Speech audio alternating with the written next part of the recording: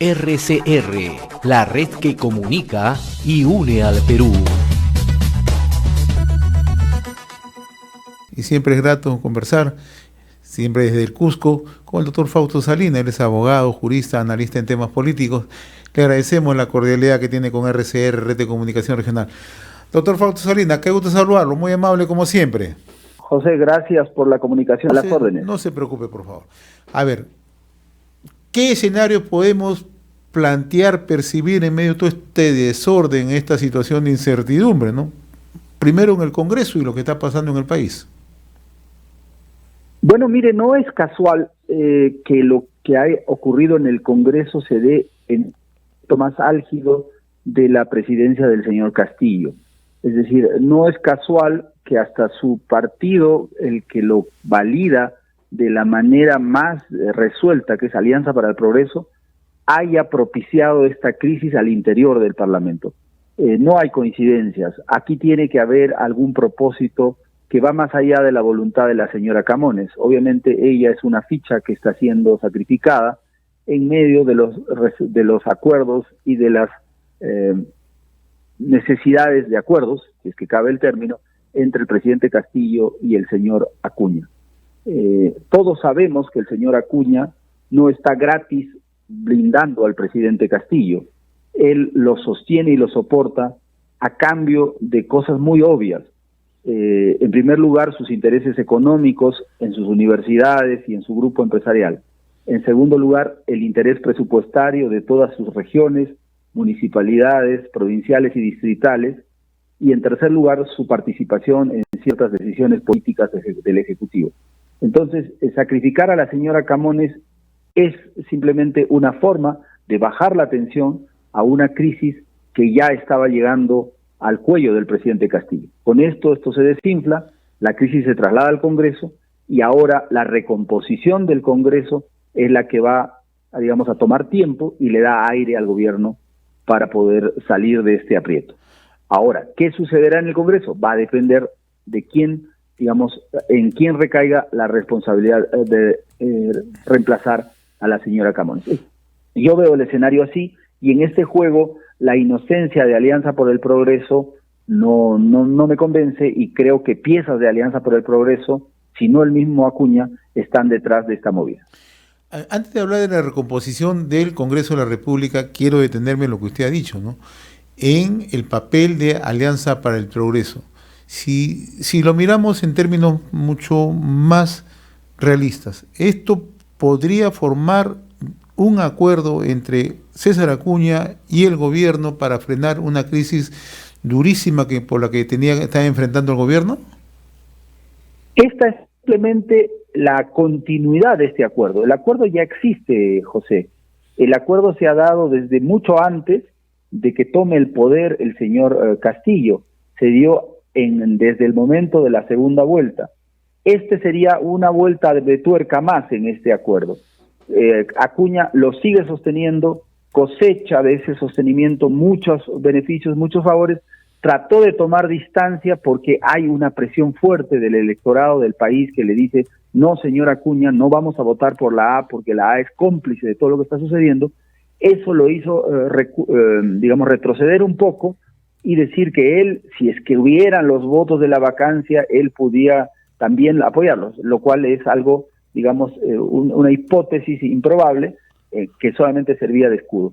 Entonces, detrás de esto hay ciertamente, desde mi lectura, que va más allá de lo obvio, un interés del propio Alianza por el Progreso de servir de coartada también en este caso al gobierno, sacrificando a un alfil que es la señora Camones.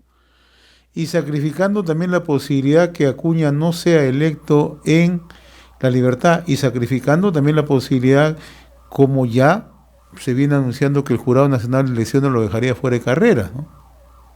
Bueno, lo segundo podría ser interesante, y habría que ver si este jurado tiene, digamos, el talante para hacerlo.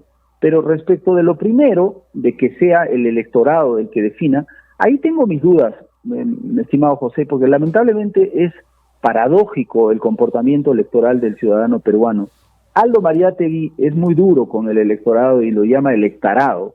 Yo creo que en algunos casos merece ese tipo de calificativo, porque no es posible que la enseña de Alianza para el Progreso, con toda la implicancia que tiene en el rol político en este gobierno, siga teniendo presencia en muchas provincias, regiones y distritos, que precisamente son regiones, provincias y distritos adversos al presidente Castillo. Entonces uno no entiende, oye, en esta región, Lima por ejemplo, todos están en contra de Castillo, sin embargo, el candidato de la A tiene posibilidad, o los candidatos de Somos Perú o de Podemos, que son candidatos que también juegan a ese rol de validación.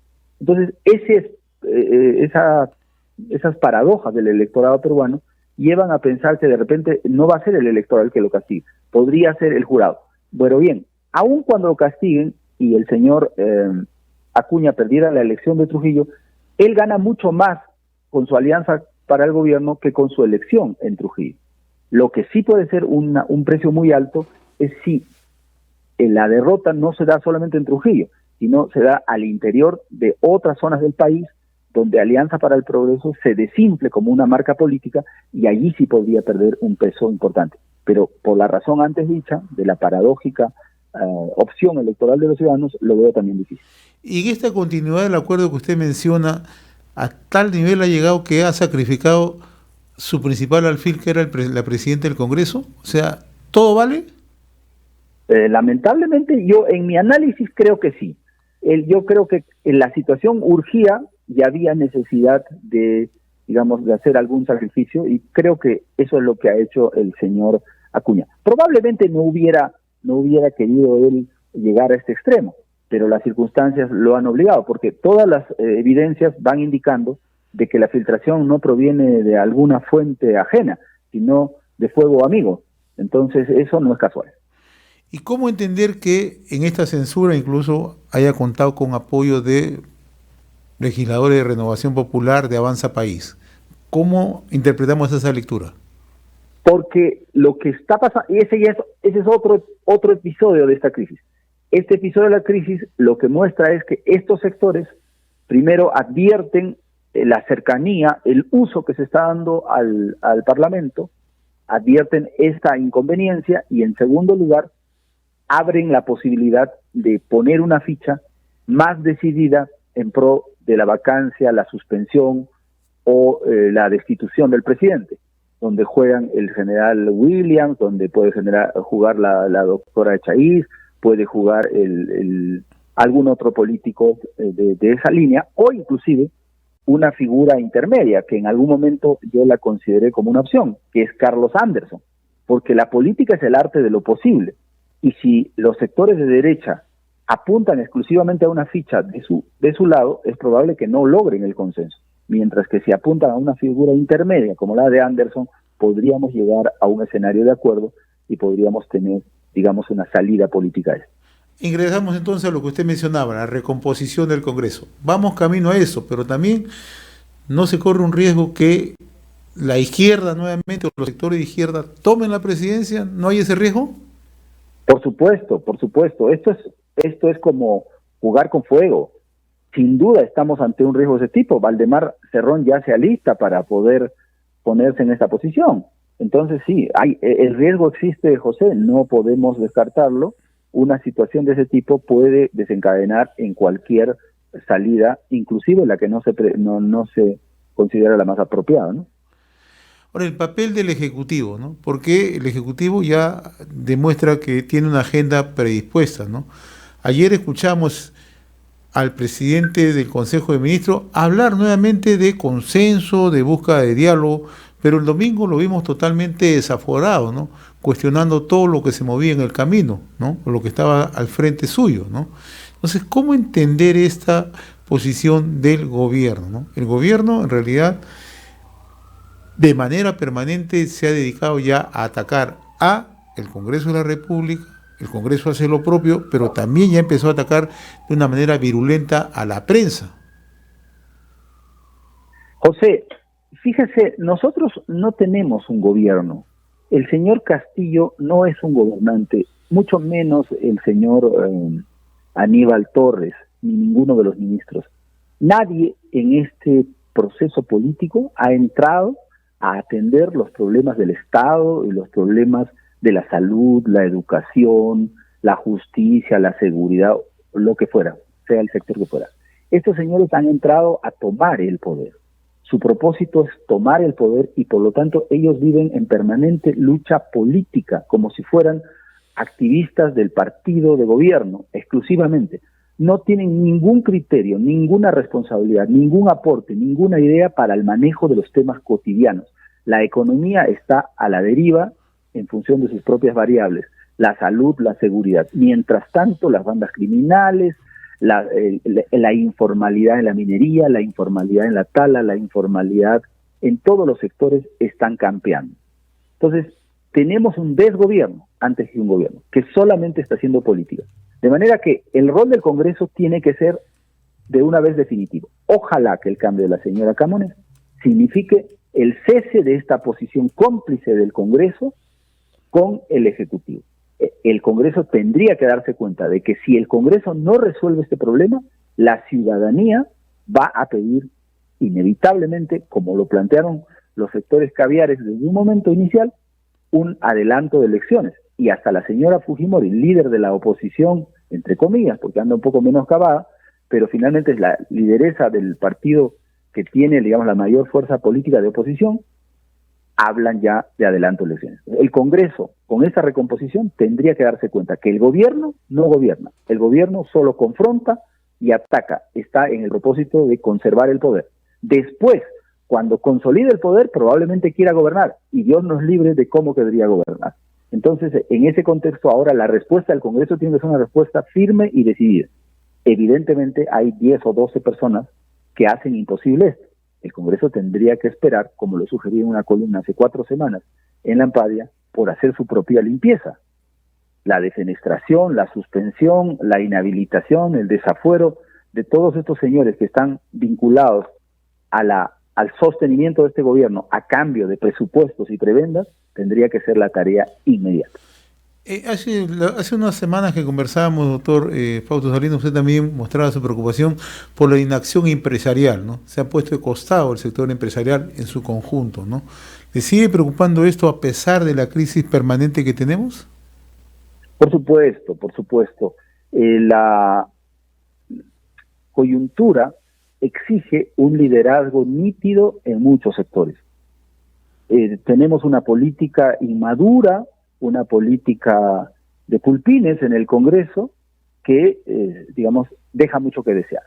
Tenemos una oposición desarticulada, no tenemos sectores políticos consolidados para hacer frente al gobierno, aunque el gobierno tampoco tiene un aparato político importante, y en ese contexto necesitamos una presencia empresarial nítida en defensa no solamente de sus intereses legítimos, sino en defensa de los valores fundamentales sobre los cuales se edifica la prosperidad de este país, que son en defensa del Estado de Derecho, de la separación de poderes, de la economía abierta, de la propiedad y del incentivo a la inversión.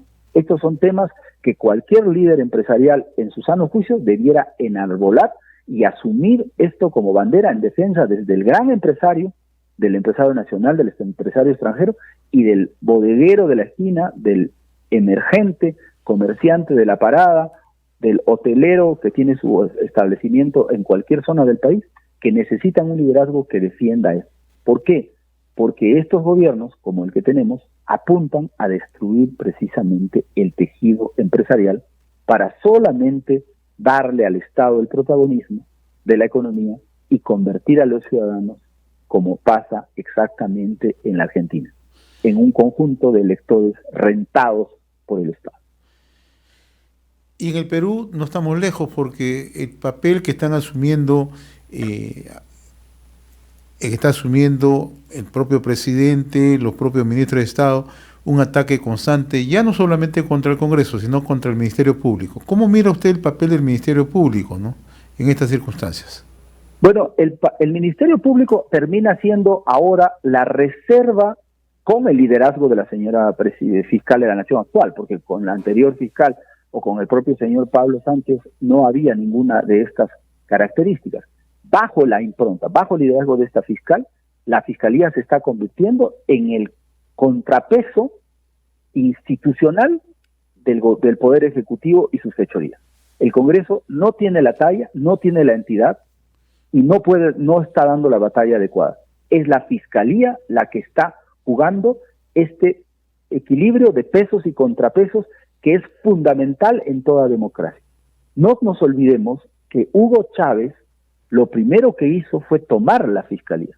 No nos olvidemos que el señor Fujimori tenía maniatada a la fiscal Blanca Nélida Colán, quien terminó presa después en un penal de nuestro país. El control de la Fiscalía es uno de los anhelos de toda dictadura. Y cuando no los pueden controlar, estimado José, discúlpenme la dureza de esta afirmación, los asesinan. Si no, fíjese lo que pasó con el fiscal Nisman, que tenía la acusación contra la señora Kirchner y amaneció, entre comillas, suicidado en la noche previa a que iba a presentar la acusación. Y el nuevo fiscal que ha acusado a la señora Cristina Kirchner ha recibido una amenaza velada del presidente Fernández, quien ha dicho, este señor ojalá no se suicide como el anterior. Fíjese usted de qué manera y bajo qué modalidad operan estas bandas criminales que dirigen los destinos de América Latina. Entonces, la Fiscalía en el Perú es un baluarte del sostenimiento de la democracia. Si algo debiera hacer el Congreso es por lo menos soportar, blindar y apoyar y quitar cualquier ataque contra la Fiscalía. Ataque que no es casual, ya lo lanzó la bancada de Perú Libre con el señor Cerrón y el señor congresista por Cusco Ugarte, me parece. En esa línea de análisis que usted traza, lo que está ocurriendo con el coronel Jaime Colchado, Inspectoría le ha abierto una serie ya de procesos, ¿no? O sea, ¿qué es lo que va a ocurrir, ¿no? O sea, que el brazo ejecutor, ¿no?, que realizan las investigaciones del Ministerio Público está siendo socavado, ¿no? O sea, ¿hacia dónde vamos? Vamos exactamente en la dirección de un libreto autoritario ya establecido. No, lo que ocurre en el Perú, estimado José, no es invención, es calco y copia.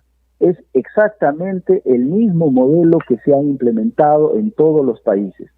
En todos estos países se ha utilizado ese mecanismo. El primero es el descrédito de la clase política, el descrédito de los partidos.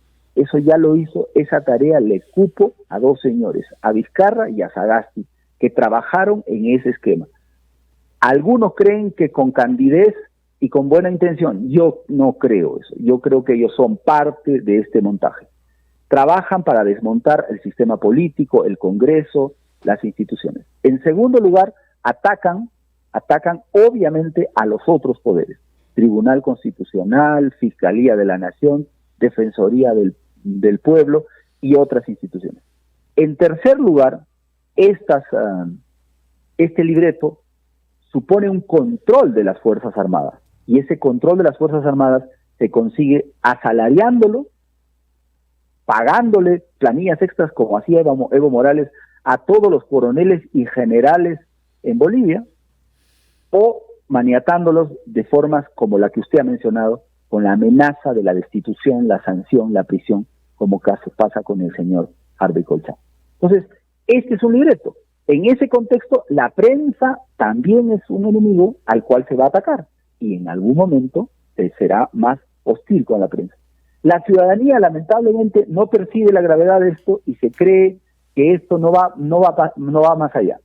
Lamentablemente, José, esto es lo que está ocurriendo. Mi estimado doctor Fausto Salinas, como siempre, muy reconocido por esta comunicación a través de RCR, Red de Comunicación Regional. Muy amable, buen día. Gracias a usted, buen día, estamos en contacto. Estamos en contacto. Conversamos desde Cusco con el doctor Fausto Salinas, abogado, jurista y analista en temas políticos. RCR, la red que comunica y une al Perú.